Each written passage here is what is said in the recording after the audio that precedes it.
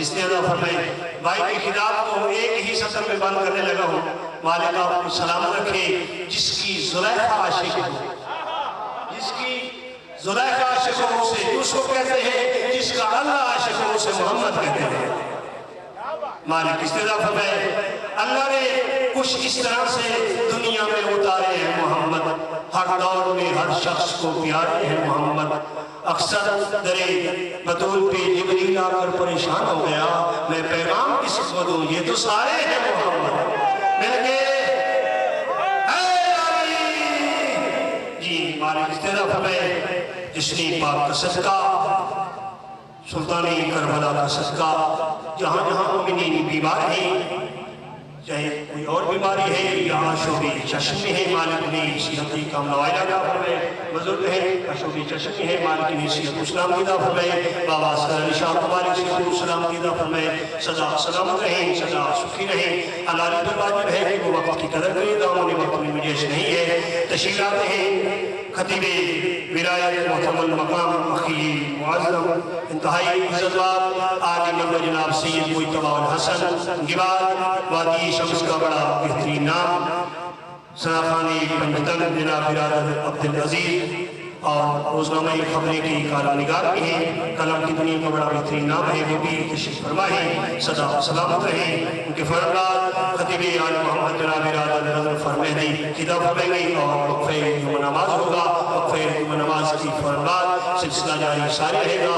تشریف لاتے ہیں جناب سید مجتبیٰ الحسن شاہ آپ حمیدی کرنگا بابا سے ہی بلند سلام.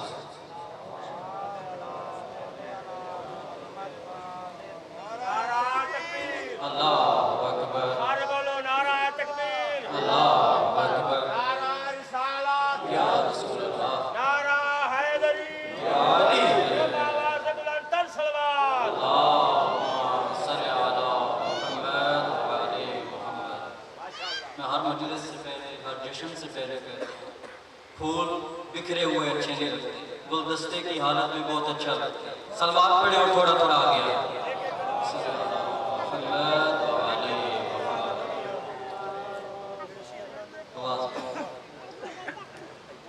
اعوذ باللہ من الشیطان اللعین الرجیم.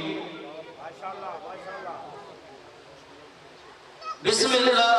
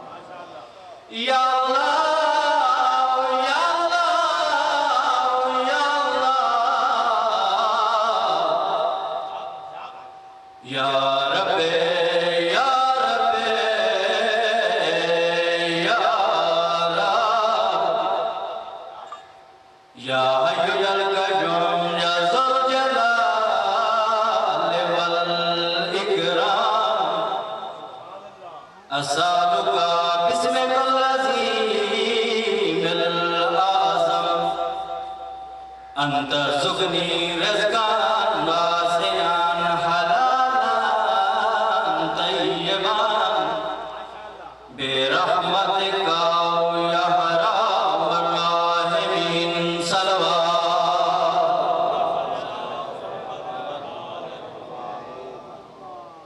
میری کوشش ہوتی ہے اللہ کے قرآن سے اور 14 کے فرمان سے پڑھو. پروردگار عالم اپنی پاک و محرم کتاب میں قصیدہ پڑھ رہے ہیں. قرآن کی وہ ہے جو بچے بچے کو یاد ہے. ہر روز آپ ہر نماز میں پڑھتے ہیں بسم اللہ الرحمن الرحیم الحمدللہ رب العالمین.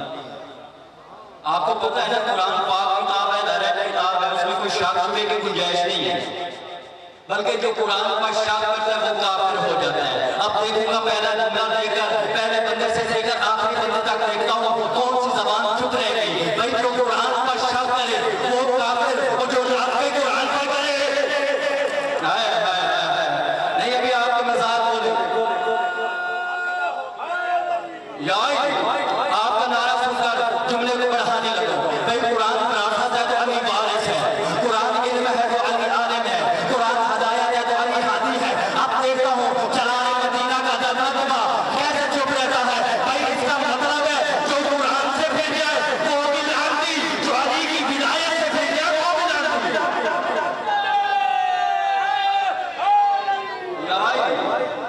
جو قرآن سے پھر جائے وہ بھی لعنتی، جو علی کی ولایت سے پھر جائے وہ بھی لعنتی. اب آپ کے سامنے میرے قصیدہ پڑھیں. بسم اللہ الرحمن الرحیم الحمدللہ رب العالمین. تمام تعریفیں اس اللہ کے لیے جو پوری کائنات کا رب ہے. ترجمہ ہے قرآن بھی ہے، لیکن دیکھیے پروردگار نے یہاں حقیقی نام دیا. اس نے کہا تمام تعریفیں اس اللہ کے لیے. اس نے یہاں یہ کیوں نہ کہا تمام تعریفیں اس رحمان کے لیے، تمام تعریفیں اس ذوالجلال والاکرام کے لیے، تمام تعریفیں اس کریم کے لیے.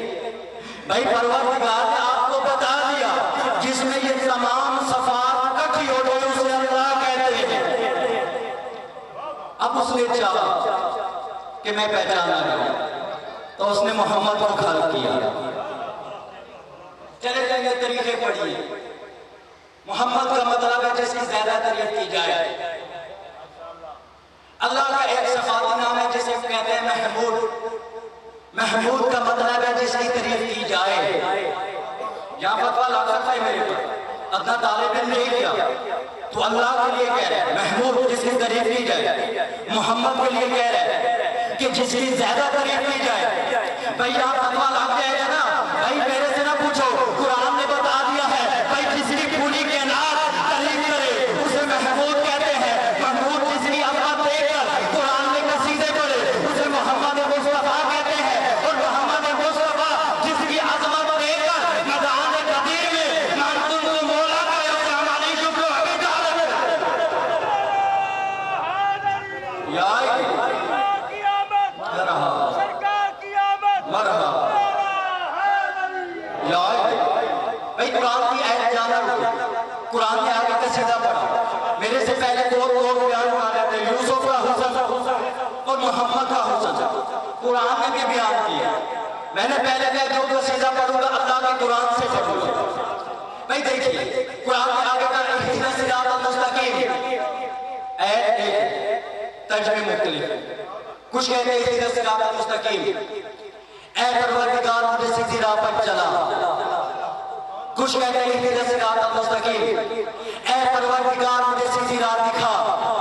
کچھ کہتے ہیں اہدنا الصراط المستقیم اے پروردگار مجھے سیدھی راہ پر قائم رکھ. بھائی اب اس کا مطلب ہے جو کہتا ہے اہدنا الصراط المستقیم اے پروردگار مجھے سیدھی راہ پر چلا، اس کا مطلب ہے اسے چلانے والا نہیں ملا. بھائی جو کہتا ہے اہدنا الصراط المستقیم اے پروردگار مجھے سیدھی راہ دکھا، اس کا مطلب ہے اسے سیدھی راہ دکھانے والا نہیں ملا. بھائی جو کہتا ہے اہدنا الصراط المستقیم اے پروردگار مجھے سیدھی راہ پر قائم رکھ، اس کا مطلب ہے اسے چلانے والا بھی مل گیا، راستہ دکھانے والا بھی مل گیا.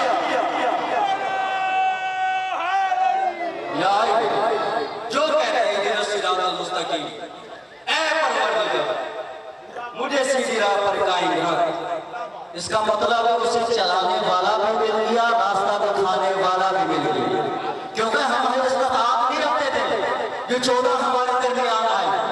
یہ اس پروردگار کا لطف و کرم ہے کہ جس کو اس نے اپنے لیے کھڑا کیا ان کی زیارت کروانے کے لیے ہمارے درمیان بھیج کر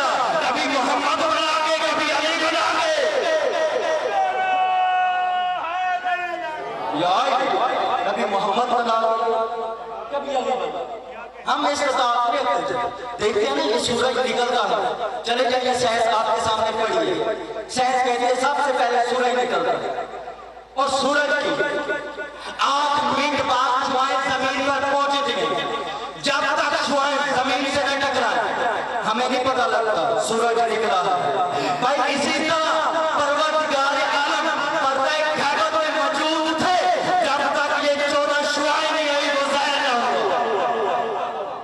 جب تک یہ 14 نہیں آئے تو ظاہر نہ ہو بھائی دیکھیے میں نے پہلے کہا قرآن سے بیان کر دیا ان کا نور کا پھل پروردگار نے آگے قصیدہ پڑھا بسم اللہ الرحمن الرحیم قد جاءکم من اللہ نور و کتاب مبین قرآن کا قصیدہ میرا قصیدہ نہیں پروردگار کہہ رہے سب سے پہلے اس کائنات میں نے جو اس کو پھل کیا وہ نور ہے وہ کتاب مبین اس کے بعد کتاب مبین کو بھیجا اور میں یہ یاد رکھیے میں مان کے اہل سنت آیا ہوں اہل سنت کی طرف سے میں مناظرہ کرنے آیا سنی کہتے ہی اسے جو رسول پر چلے میں اس پر عمل کروں میرے اللہ نے قصیدہ محمد پر بھیجا محمد نے ہم کو بیان کیا اور میں آپ کو بیان کر رہا ہوں قد جاءکم من اللہ نور و کتاب مبین سب سے پہلے میں نے اس کائنات میں نور کو بھیجا و کتاب مبین اس کے بعد کتاب مبین کو بھیجا کتاب ہے لارائب کتاب ہے اس میں کوئی شاک شبہ کی گنجائش نہیں ہے کتاب ہے دوسرا انہیں وضاحت کی نور عجیب ہی سوال کیا جبریل سے رسول خدا نے جبریل سے مخاطب ہو کہا اے جبریل ذرا یہ تو بتا پروردگار عالم نے تیرا نور کب پھل کیا پریشان ہو گئے کہتے ہیں یا رسول اللہ عجیب ہی سوال کر لیا آج تک آپ نے یہ نہیں پوچھا تھا آج سوال کیسا میں کہا بتاؤ تو صحیح پروردگار عالم نے تیرے نور کو کب پھل کیا یا رسول اللہ جب آپ علی میں موجود تھے پروردگار عالم نے میرے نور کو کھل کیا اس وقت آسمان کی بلندیوں پر ایک ستارہ نمودار ہوتا تھا اس کی چمک و دمک 70,000 سال تک چمکتا رہتا تھا اور اس کو چمکتے ہوئے 70,000 دفعہ میں نے اس کو چمکتے ہوئے دیکھا رسول خدا نے مسکرا کر کہا اے جبریل کیا تو وہ ستارہ دیکھنا چاہتا ہے کیا تو وہ ستارہ دیکھنا چاہتا ہے پریشان ہو گیا یا رسول اللہ 100 سال گزر گئے ہیں بے شک میں وہ ستارہ دیکھنا چاہتا ہوں 100 سال گزر گئے ہیں وہ میں نے ستارہ نہیں دیکھ رہا بس میں جملے کہنے تھے جبریل نے رسول خدا نے اپنی عین اللہ آنکھوں سے وجہ اللہ چہرے کی طرف دیکھ کر کہا علی تقدم علی جلدی میرے قریب آؤ بس محمد رسول اللہ اور علی اللہ آپ کے سامنے کھڑا ہونا تھا محمد رسول اللہ نے علی اللہ سے مخاطب ہو رہا تھا اے علی اپنا یاد اللہ ہاتھ آگے بڑھاؤ بس علی جبریل ابی طالب نے اپنا یاد اللہ ہاتھ آگے بڑھایا محمد رسول اللہ نے یاد اللہ ہاتھ کو پکڑا اپنے قریب کھینچا قریب کر کہا اے علی اپنی پیشانی میرے ساتھ ملاؤ اپنی پیشانی میرے ساتھ ملاؤ بس محمد رسول اللہ اور علی اللہ کی پیشانی آپس میں ملنی تھی ان پیشانیوں کا مل جانا ایک نور پیدا ہوا وہ چلتے چلتے آسمان سے ٹکرایا وہ اسی ستارہ بنا جبریل علیہ السلام دیکھ کر کہتے ہیں واللہ اللہ کی قسم کہ وہ اسی ستارہ ہے یار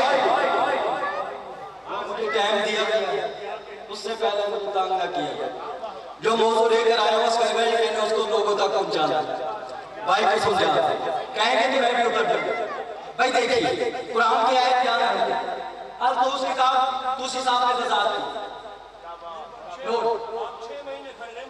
شکریہ سلامت رہے بھائی دیکھیے پروردگار نے اس کا مطلب ہے اس کائنات میں جو سب سے پہلے نور کھا کیا وہ محمد مصطفیٰ کا ہے اور ان کو 12 حجابات میں سے گزرایا ہے حجابات عظمت 12,000 سال تک اس نے عبادت کی حجابات عظمت 12,000 اس میں حجابات رحمت 11,000 سال تک اس میں حجابات کرامت 10,000 سال تک اس میں اسی طرح حجابات میں سے ہوتے ہوتے آخری حجاب میں پہنچے ادھر سے حکم خدا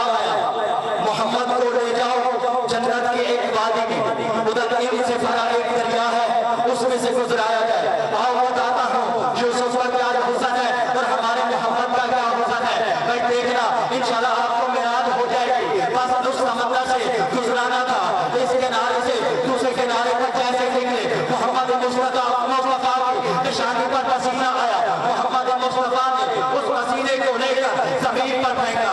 کیسے آدم جیسا نبی بنا، کیسے یوسف جیسا نبی بنا، کیسے یوسف جیسا نبی بنا۔ آؤ محمد کو اپنا جیسا کہتے ہو، بھائی ہمارے نبی کا پسینہ زمین پر گرے تو یوسف جیسا حسین بنتا ہے، اور تمہارا پسینہ زمین پر گرے تو جراثیم بنتا ہے۔ تمہارا پسینہ زمین پر گرے تو پسینہ جراثیم بن جاتا۔ اب نہ کہنا محمد ہم جیسا۔ بھئی دیکھئے قرآن کی آیت یہاں نہ رکے، میں نے کہا قرآن سے قصیدہ پڑھیں۔ دیکھئے قرآن نے آگے کیا کہا، وَلَوْ أَنَّا قُرْآنًا سُيِّرَتْ بِهِ الْجِبَالُ أَوْ قُطِعَتْ بِهِ الْأَرْضُ أَوْ كُلِّمَ بِهِ الْمَوْتَىٰ بَلْ لِلَّهِ الْأَمْرُ جَمِيعًا۔ کہ پروردگار کہہ رہے وَلَوْ أَنَّا قُرْآنًا سُيِّرَتْ، کہ قرآن میں ہر طرح کا علم ہے۔ بے شک آگے نہیں دلیل کہ قرآن میں ہر طرح کا علم ہے۔ سُيِّرَتْ بِهِ الْجِبَالُ، اس قرآن کے ذریعے آپ پہاڑوں کو روانگی دے سکتے ہیں، اسی قرآن کے ذریعے آپ زمین کو شکفتہ کر سکتے ہیں، اسی قرآن کے ذریعے آپ مردوں کو زندہ کر سکتے ہیں۔ یہ تمام نظام اس پروردگار کے ہاتھ میں ہے۔ اس کا مطلب ہے اب ہم نے غسل لینا ہے تو قرآن سے لینا ہے، وضو لینا ہے تو قرآن سے لینا ہے، زکوٰۃ لینی ہے تو قرآن سے لینی ہے، دین لینا ہے تو قرآن سے لینا ہے۔ اس کا مطلب کہ ہر چیز قرآن میں باندھ ہے، یہ اللہ کا فیصلہ ہے۔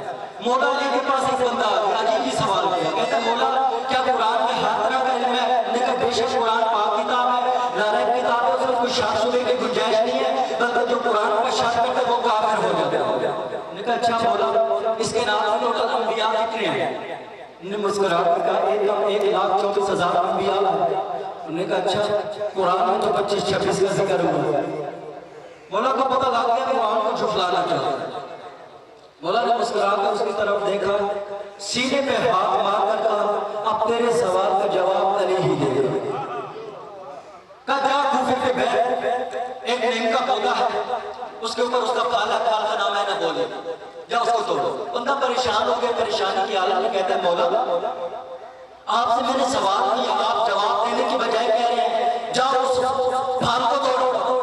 مولا نے مسکرا کر کہا تیرے سوال کا جواب اسی پھل میں ہے، تیرے سوال کا جواب اسی پھل میں۔ آخری جملہ اشارہ مجھے ہو گیا، تیرے سوال کا جواب اسی پھل میں ہے۔